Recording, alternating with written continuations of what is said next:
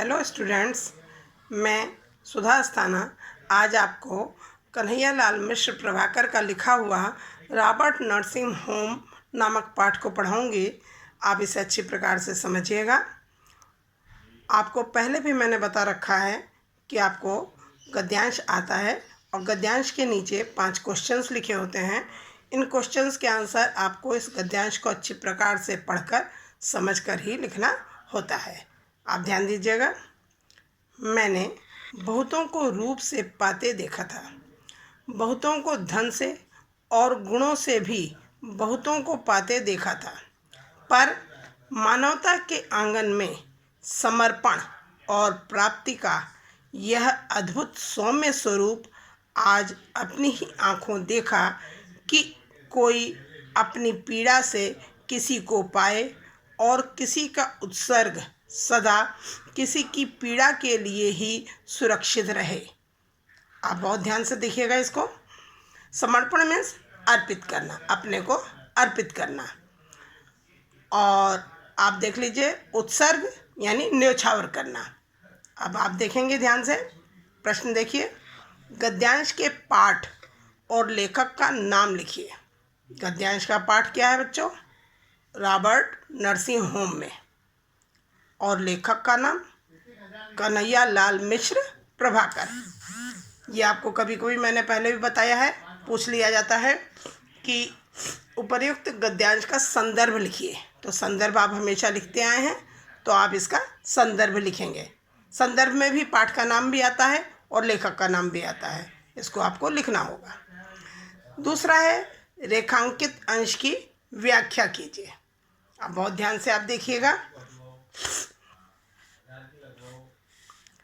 आज उन्होंने अद्भुत स्थिति देखी। किसने? लेखक ने।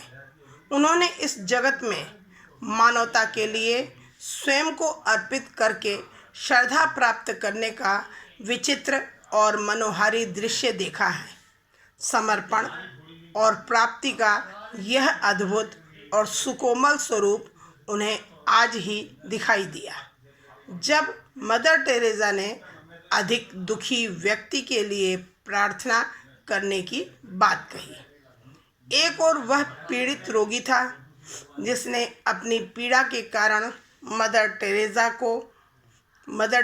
की सद्भावना प्राप्त कर ली थी, तथा दूसरी ओर मदर टेरेसा थी जिनका उत्सर्ग केवल दुखी व्यक्तियों की पीड़ा को दूर करने के लिए ही सुरक्षित था।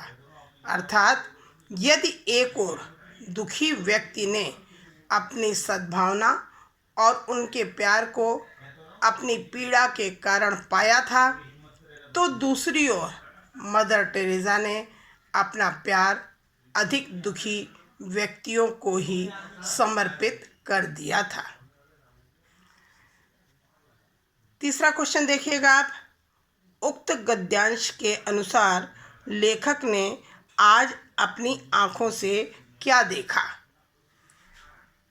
उपर्युक्त गद्य के अनुसार लेखक ने आज अपनी आँखों से मानवता के लिए स्वयं को अर्पित करके श्रद्धा प्राप्त करने का विचित्र और मनोहारी दृश्य देखा।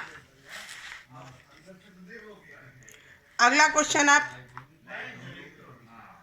कोई अपनी पीड़ा से किसी को पाए, इस वाक्यांश का आशय बताइए। देखिए ध्यान से। कोई अपनी पीड़ा से किसी को पाए, इस वाक्यांश का आशय यह है कि एक ओर वह पीड़ित रोगी था जिसने अपनी पीड़ा के कारण मदर टेरेसा की सद्भावना प्राप्त कर ली थी, और दूसरी ओर मदर टेरेसा थी जिनका उत्सर्ग केवल दुखी व्यक्तियों की पीड़ा को दूर करने के लिए ही सुरक्षित था। और लास्ट क्वेश्चन है आपका, इस गद्यांश में मदर टेरेसा की किस भावना को दर्शाया गया है?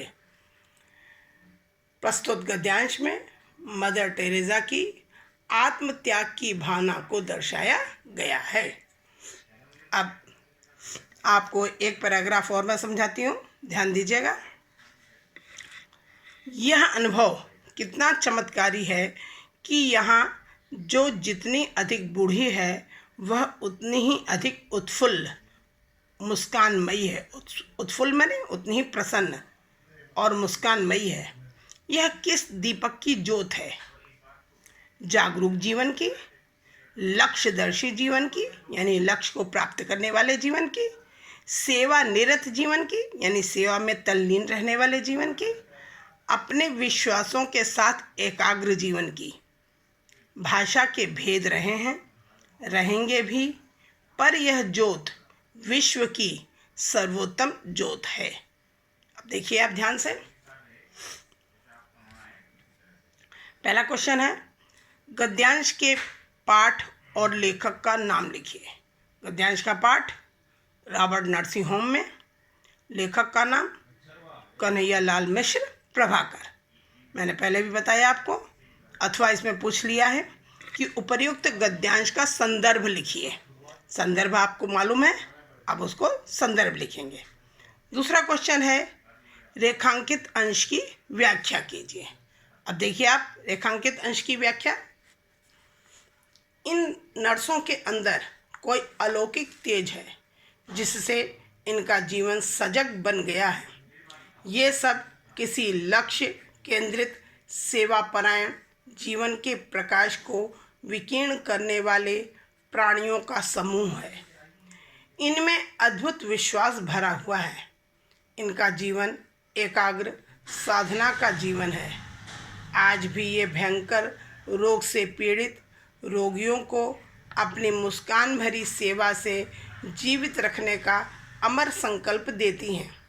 यद्यपि यहाँ पर रहने वाली नर्सों के देश अलग अलग हैं, भाषाएं भिन्न भिन्न हैं, किंतु इनके मन में जलने वाली प्यार और सेवा की ज्योति अद्भुत एवं सर्वोत्तम है।